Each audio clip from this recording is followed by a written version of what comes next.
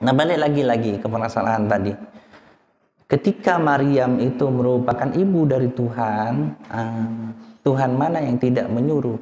Agama mana yang tidak menyuruh seorang anak berbakti kepada ibunya? Udah jangan didebat lagi, kita berbicara tentang bagaimana berbakti kepada orang tua. Di Ten Commanders itu ada, Ten Commanders itu turun kemana? Ya nanti cari lagi lah, biar ingat. Ada berbakti kepada orang tua tuh ada di Ten Commanders itu. Tauhid tuh ada di Ten Commanders. Kayak gitu. Termasuk perjanjian lama, perjanjian baru tuh. Jadi seperti itu. Jadi di sini permasalahan kembali lagi ketika Maryam melahirkan Tuhan. Ini bingung nih. Tuhannya menyuruh emaknya, ibunya untuk beribadah kepada dia, dan dia harus berbakti kepada makhluknya sebagai Tuhan. Ini nggak nyambung. Ya kalau mereka meyakini ya terserah, nggak apa-apa. Itu kan keyakinan mereka. Cuman pada saat itu saya ketika debat saya goyah. Kenapa? Bagi saya itu nggak srek.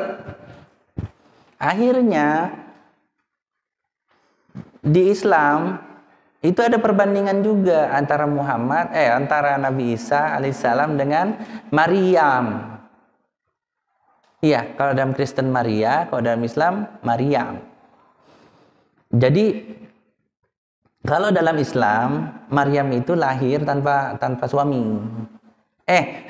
Nabi Isa lahir tanpa bapak, Maryam hamil itu tanpa suami, kun fayakun, ditiupkan roh. Nah, Maryam ngelahirin Nabi, ya.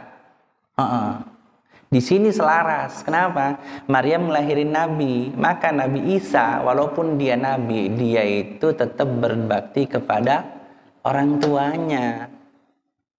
Tetap berbakti, nggak masalah, no problem. Bukan penyembahan, berbakti. Kayak gitu, iya. Terus si Maryam sendiri itu nggak masalah ngakuin kenabian anaknya, ngikutin syariat anaknya nggak masalah. Toh dia nggak nyembah anaknya, tapi nyembah Tuhan yang menciptakan anaknya yang dititipkan ke rahimnya. Kan begitu? Betul? Apa benar? Nah, nggak ada pertentangan di sini. Nggak masalah Maryam itu melahirkan Nabi.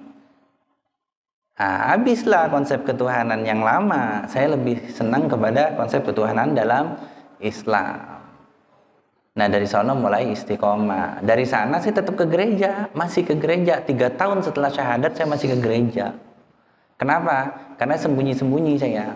Kalau misalnya nggak sembunyi-sembunyi, ya diusir gitu. Selama 3 tahun ketika disebutkan kisah tentang Musa, saya baca dalam Islam. Ketika disebutkan tentang Daud, saya baca dalam Islam. David and Goliath ya. Siapa Goliath? Talut, Jalut? Kita parah nih begini dimain nanti. Jalut apa Talut? Goliath. Jalut, raksasa. Lawannya siapa? Daud. Pakai apa? Ketepel. Iya, ketepel lempar. Gitu. Kalau kita nanti akan bahas panah. Kayak gitu. Seperti itu. Jadi saya baca tuh kisahnya. Oh, ternyata dalam Islam itu lebih sempurna. Lebih bagus pengisahannya, lebih bagus. Karena kenapa? Dalam Islam itu sangat dijaga. Hadis itu banyak derajatnya, ada yang sahih, ada mutawatir ya. Ada yang hasan, ada yang dhaif, ada yang mungkar ya. Itu luar biasa dalam Islam. Makanya saya bilang, tidak ada agama yang paling ribet. Ya, yang paling detail ngurusin kehidupan, bahkan kentut aja diurusin. Jangankan hadis. Hadis itu kan kisah Rasulullah. Kentut aja diurusin, cuci muka aja diurusin. Kayak gitu loh. Jangan itu, minyak aja yang tumpah di tangan diurusin. Benar gak? Dalam bab toharo. Ketika kita berwudu ada halangan harus dihilangkan dulu, benar? Nah, supaya bisa ngilangin harus tahu apa? Harus tahu lawannya minyak. Apa lawannya minyak? Kalau sekarang bisa pakai bensin ya. Iya, sabun bisa. Kalau susah sabun pakai sabun colek ya. Sabun pun banyak, ada rinso pula gitu kan, sabun colek pula, sabun batang pula, banyak gitu kan. Nah kayak gitu. Disitulah berkembang ilmu pengetahuan. Gimana cara menghilangkan penghalang wudhu seperti itu. Diurusin sama Islam semuanya gitu. Semuanya diurusin, ribet gitu. Tetapi kalau kita ngelihat ribetnya, kita itu tidak akan asik untuk istiqomah. Ketika kita ngelihat, oh iya gara-gara minyak aja ada sabun tuh. Ya, gara-gara oli aja ada sabun. Sabun juga banyak, sabun colek, sabun bubuk, sabun cair, sabun bla bla bla. Kan kayak gitu. Nggak bisa juga pakai minyak, kayak gitu kan. Berkembang gitu, dari satu itu berkembang. Babi haram, oh iya kenapa? Nggak enak, daging enak kok malah dilarang gitu. Tetapi dari haramnya itu akhirnya ditelitilah tuh, akhirnya apa? Banyaklah bahan-bahan makanan atau pencampur pengomulsi yang keluar dari babi. Yang untung siapa? Orang di luar Islam. Kenapa orang Islam nggak makan babi? Tapi yang untung siapa? Orang yang neliti di luar Islam. Kenapa? Karena umat Islam takut sama babi, nggak mau makan babi. Ternyata babi ini begini-begini. Karena diteliti banyak penyakitnya, gimana supaya manfaatnya? Ternyata banyak manfaatnya. Pengemulsi terbaik adalah lemak babi. Benar apa betul? Ada yang di sini jurusannya ahli gizi. Apa aja turunan lemaknya? Khinzir, jelas haram dalam Quran. Coba Quran mengharamkan khinzir, mengharamkan babi. Ternyata yang manfaat orang di luar Islam lebih banyak manfaat. Kenapa? Kita nggak makan. Kita nggak makan produk-produknya. Dulu perang dunia 1 apa 2. Jadi senjata itu karatan. Supaya nggak karatan apa? Diolesi pakai lemak babi. Oh, bermanfaat juga babi untuk perang ternyata tuh. Makanya baca sejarah. Kita perlu sejarah. Kayak gitu. Ternyata Islam asik ya.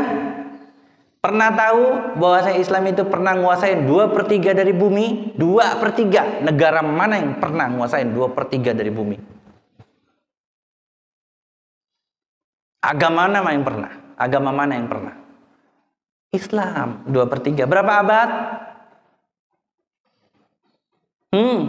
Berapa abad? Hayya. Pulang tak ada bisa jawab. Masya Allah, bukan saya sombong, ternyata saya paling pinter di sini. Jangan ya, nggak boleh sombong ya. Ya enggak, cuman ini doang kok. Cuman bergaya doang. Loh, nggak ada yang bisa jawab gitu loh. Ada yang bisa jawab? Nggak ada yang bisa jawab. 14 abad. 2/3 bumi. Tahu nggak zaman kekhalifahan siapa umat Islam kenal laut? Ada kisah apa di sana? Orang gurun turun ke laut, perang langsung menang, percaya? Siapa yang turun tangan di situ kalau bukan pencipta alam? Hebatnya orang Islam. Luar biasa. Iya. Benar. Apa gambaran orang Islam di mata orang-orang di luar Islam? Apa gambarannya? Kalau malam itu suka nangis, cengeng kalau malam, nangis. Kalau siang kayak singa, jangan dicolek, bahaya ya. Makanya sampai ada nasyid tuh kan, malamnya bagai rahib merintih sayu, dihiris dosa air mata, siangnya bagai singa dirimba. Ada yang kenal nasyidnya? Masih ingat? Masih ingat? Nasyid lawas tuh. Luar biasa, orang Islam tuh luar biasa, sejarahnya luar biasa. Dari mana itu? Dari mana keluar biasaan orang Islam? Dari keistiqomahannya dia. Banyak ulama-ulama yang menerbitkan buku-buku dan tafsir itu di dalam penjara. Banyak. Ilmu-ilmu pengetahuan itu luar biasa turun dari ulama-ulama Islam. Turun, keluar dari ulama-ulama Islam semuanya. Luar biasa. Makanya dari sekarang kalau kita udah ngelihat Islam ini ribet banget, semuanya diurusin, kita jangan berpikir berat. Kenapa? Kayak kalian saya suruh gendong Coach Reza 10 kali keliling. Siapa yang sanggup? Siapa yang sanggup? Saya beliin roti taruh di depan. Ayo, siapa yang sanggup? Berat. Gitu. Kalau pengantin baru gendong istri 10 kali muter, asik gak? Yakin? Yakin? Yakin? Pas istrinya beratnya 70 kilo, habis loh. Jadi kita sekarang beranjak ke sejarah. Saya serahkan ke Coach Reza bagaimana sejarah tentang panah. Enggak, Coach?